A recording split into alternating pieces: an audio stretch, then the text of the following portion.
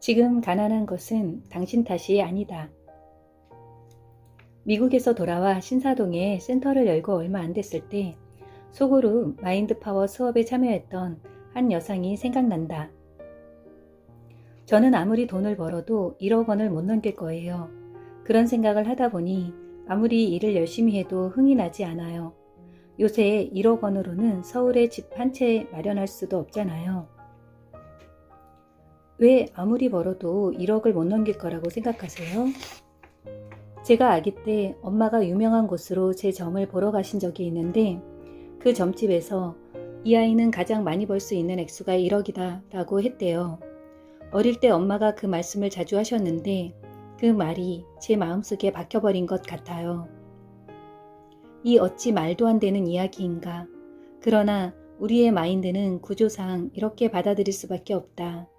어린 시절 누구보다 큰 존재였던 엄마로부터 반복적으로 들은 말이 잠재의식에 깊게 남아서 1억 원 이상을 벌어들일 아이디어와 상황이 와도 자연스럽게 거부하게 된다.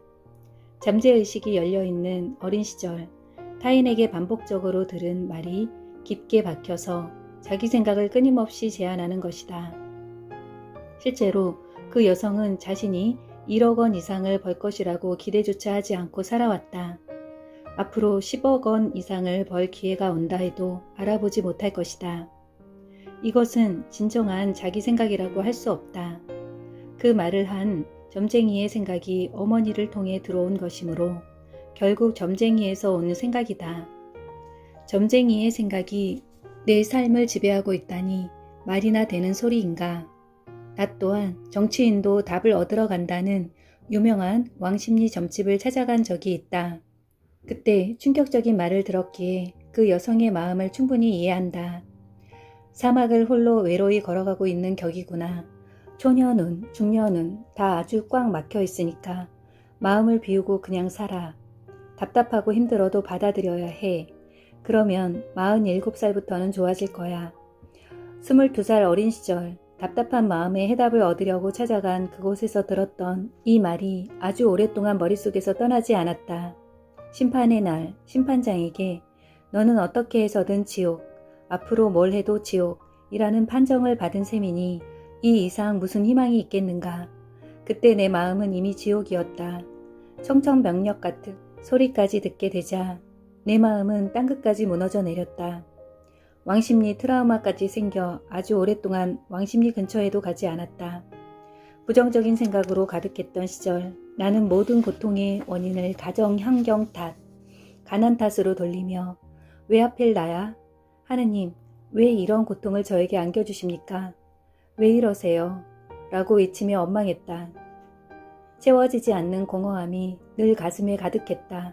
피해의식이 많았다.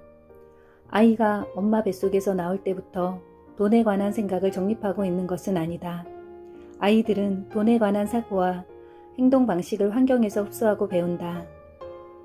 임신했을 때 태교가 아이의 잠재의식에 얼마나 큰 영향을 주는지를 아는 엄마들이 단체로 마인드 파워 수업에 참여하기도 한다. 뱃속 아이의 잠재의식을 제대로 형성하고 싶어하는 현명하고 똑똑한 예비 엄마들이다. 만삭에도 교육을 받으러 오는 그들의 모습을 보며 엄마의 사랑은 정말 대단하다라는 생각을 했다. 어린아이의 잠재의식은 활짝 열려있다. 갓 태어난 아이들은 말도 하지 못하고 아무것도 하지 않는 것처럼 보인다. 그렇지만 주위에서 접하는 사람들의 생각들, 눈에 비치는 이미지들, 무의식적으로 접하는 아이디어들이 활짝 열린 잠재의식에 스펀지처럼 모두 흡수된다. 그렇게 여과되지 않고 들어간 모든 아이디어가 고정되고 그것이 모여 습관이 되고 프로그래밍이 된다. 이때 내가 나를 바라보는 셀프 이미지도 형성된다. 눈에는 보이지 않는 자아상이 이때 모두 형성되는 것이다.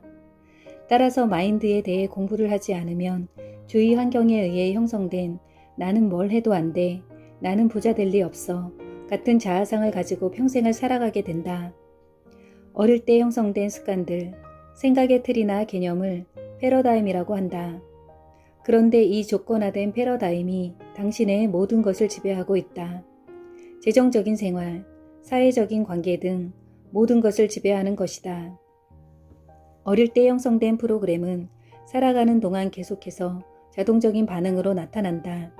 이런 공부를 하지 않은 대부분의 사람은 자신의 잠재의식에 콕 박힌 정보들이 진짜 나라고 생각하며 살아가는 것이다.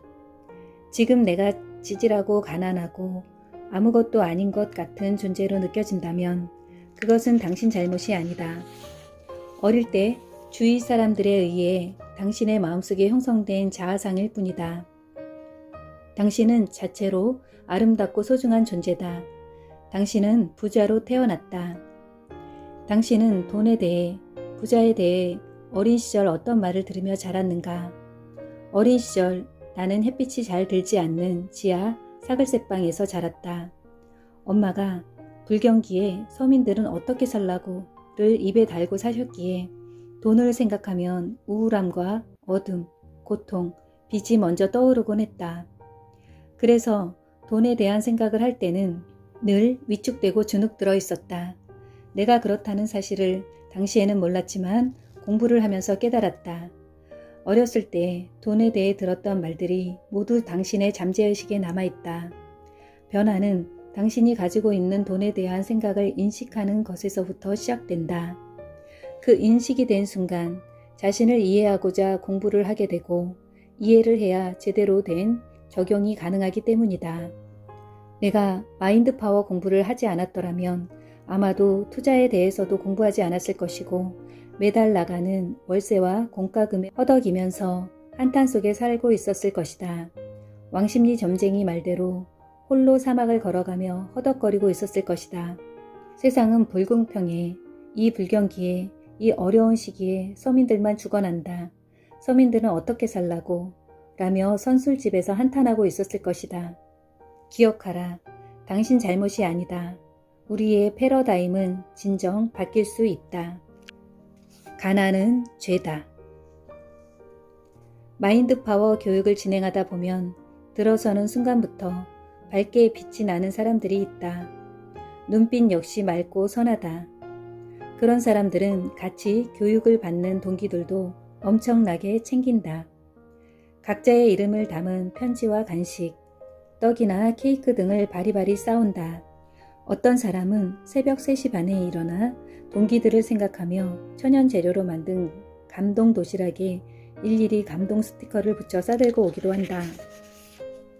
지방에서 대중교통으로 올라오면서 무거운 짐을 들고 다니자니 얼마나 힘들었을까. 그런데도 그런 내색 하나 없다. 저는 오는 길이 너무나 설렜어요.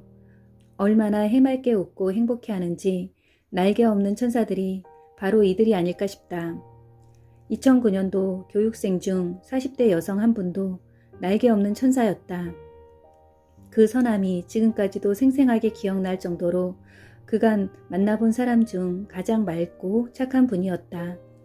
그런데 선한 눈빛 뒤에 그늘이 깊게 드리워져 있었고 자신감 또한 없어 보여 안타까웠다. 알고 보니 아버지 간병을 7년 동안 혼자 해왔다고 한다. 간병인을 쓰고 싶었지만 비용이 너무 많이 들고 간병인도 잘 못 믿겠고 해서 회사를 그만두고 직접 돌보기로 했다는 것이다. 간병 기간이 길어지다 보니 경력도 단절되고 모아둔 돈도 점점 바닥을 보이기 시작했다. 자신감도 없어지고 점점 우울해졌으며 당연히 연애는 생각도 할 수 없었다. 사람도 만나고 싶지 않아 무기력에 빠져 있다가 마인드 파워 교육을 발견했고 난생 처음 이런 공간에 발걸음을 했다고 한다. 그녀의 목표는 경제적인 자유였다. 교육을 들으면서 명확한 목표가 얼마나 중요한지를 인식하고 명확한 액수를 종이에 적고 법칙대로 실행해 갔다. 하지만 상황은 더 나빠지기만 했다. 질문을 통해 그 이유가 무엇인지 발견할 수 있었다. 유교 사상을 중시하는 청렴한 부모님 아래에서 자라나다 보니 가난과 청렴이 연결되어 잠재의식 속 머니 파일에 뿌리 깊이 박혀 있었다. 법 없이도 살 청렴한 그분은 자신이 청렴해야 하기 때문에 가난은 그에 맞게 따라오는 것이었고 그 사상이 부가 자신에게 오지 못하도록 가로막고 있었다는 사실을 깨달으며 너무도 놀라워했다.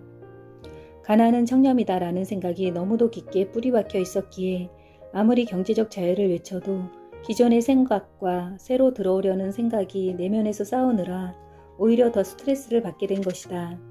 자신이 그 관념을 깨지 않으면 돈은 절대로 올 수 없다. 그래서 그녀에게 말했다. 큰 소리로 가난은 죄다 라고 외쳐보세요. 네? 눈이 희둥그레지며 화들짝 놀라는 그녀에게 내가 본을 보여주었다. 가난은 죄다. 그녀는 모기 같은 목소리로 따라했다. 가난은 죄다. 다시 한번 크게 외치세요. 몇 번을 반복하고 나서야 그녀는 큰 소리로 외칠 수 있었다. 그녀의 얼굴에 눈물이 그렁그렁 차올랐다. 가난은 죄다. 자신이 돈을 어떻게 바라보는지를 인식하고 이 법칙들을 이해한 그녀는 마인드 파워 법칙들을 적극적으로 실천했다. 그리고 3개월 만에 오랜 경력 단절을 깨고 꽤 알려진 컨설팅 회사에 정말 좋은 조건으로 입사했다. 스스로도 신기하다는 표정으로 찾아와 자랑하는 모습에는 여유로움이 가득했다. 그것이 우연이었을까? 결코 아니다. 내면이 바뀌면 진정한 변화가 시작된다. 가난은 청렴. 그러나 가난은 죄다. 가난이 왜 죄일까? 얼마 되지도 않는 돈 때문에 시작된 싸움이 큰 범죄로 이어지기도 한다. 돈 때문에 가족 불화가 일어난다. 가난하면 각박해지고 무엇이든 절대 손해보지 않으려고 한다. 그러다 보니 무엇인가를 주려고 하지도 않는다. 결핍과 부족이 옹졸함을 만들고 다른 사람에게 베풀지 못하고 얻는 데에만 급급하게 한다. 수많은 이유가 있겠지만 자본주의 자체에서도 이유를 찾을 수 있다. 자본주의 사회에서 돈은 내가 제공한 서비스의 대가로 받는 것이다. 그러므로 내가 지금 가난하다는 것은 내가 아무것도 베풀지 못했다는 의미다. 그래서 마인드계의 마스터인 밥 프록터는 가난은 죄다라고 강하게 표현했다. 강력하게 표현이 되어야 내 잠재의식에 좀 더 강하게 들어갈 수 있다. 오랫동안 머니스크릿 세미나를 진행해 오면서 알게 된 충격적인 사실이 있다. 강연에 참석한 많은 사람이 부와 부에 대한 열망이 과연 옳은 것인지 판단하지 못해 고민에 빠져 있다는 것이었다. 물론 우리 모두 부자가 되고 싶어 한다. 세상 사람 대부분이 마음 깊은 곳에서 꿈꾼다고 말해도 무방하다. 그러나 과연 그래도 되는지, 특히 종교적 입장에서 성경 말씀을 곧이곧대로 생각하는 사람들은 부자가 되고 싶다는 감정에 죄의식을 느끼고 있었다. 부자가 되기 위해 매일 열심히 노력하면서도 부가 악덕인지 미덕인지 혼란스러워하는 사람들이 대부분이었다. 그런 고민이 깊어지면 실생활에까지 악영향을 미쳐 성공에 대한 열정마저 사그라지게 한다. 그날이 그날처럼 되는 대로 살아가도록 자신을 안전지대에 가두어 버리는 것이다. 성경에 나오는 부자가 천국에 가는 것은 낙타가 바늘길을 통과하는 것보다 어렵다라는 비유적인 표현을 부는 악이고 가난은 미덕이다라는 뜻으로 받아들이는 사람이 상당히 많다. 그들은 종교적인 면에서도 부를 축복이라 할 수 있는지 갈등을 느낀다. 가난은 죄다. 다시 한번 말하지만 부에 대한 놀라운 진실은 부자가 되고 싶다는 욕망이 잘못된 것이 아니라 참으로 마땅한 생각이라는 것이다. 당신이 현재 가난하게 살고 있다면 분명히 만족감을 느끼기 어려울 것이다. 그러므로 가난해질 필요가 없다. 가난은 신이 인간을 위해 무한하게 베풀어 놓은 자원에서 스스로 등을 돌림으로써 저주를 받는 일종의 지옥이다. 나 또한 처절한 가난과 쪼들림을 오랫동안 경험해 봤기에 가난이 얼마나 불편하고 자존심을 떨어뜨리고 속 좁은 인간으로 만드는지 너무나도 잘 안다. 그 괴로움을 알기에 더욱 강력하게 말하고 싶다. 가난이 미덕이라는 생각은 이제 그만두자. 금전적인 궁핍 속에서 생활하고 있다면 그야말로 악덕 속에서 생활하고 있는 것이다. 언제까지고 금전적인 악덕에 빠져 생활할 필요는 없다. 빠져나갈 방법은 분명히 있다. 나의 잠재의식을 향해 크게 외침으로써 강력하게 새겨넣자. 가난은 죄다. 가난하면 청렴하다. 가난은 미덕이다. 나 자신이 가난을 자부심 삼지는 않았는지 살펴보자. 부를 죄악시하고 터부시하진 않았는지 살펴보자. 가난은 죄다. 내 마음에 새기자.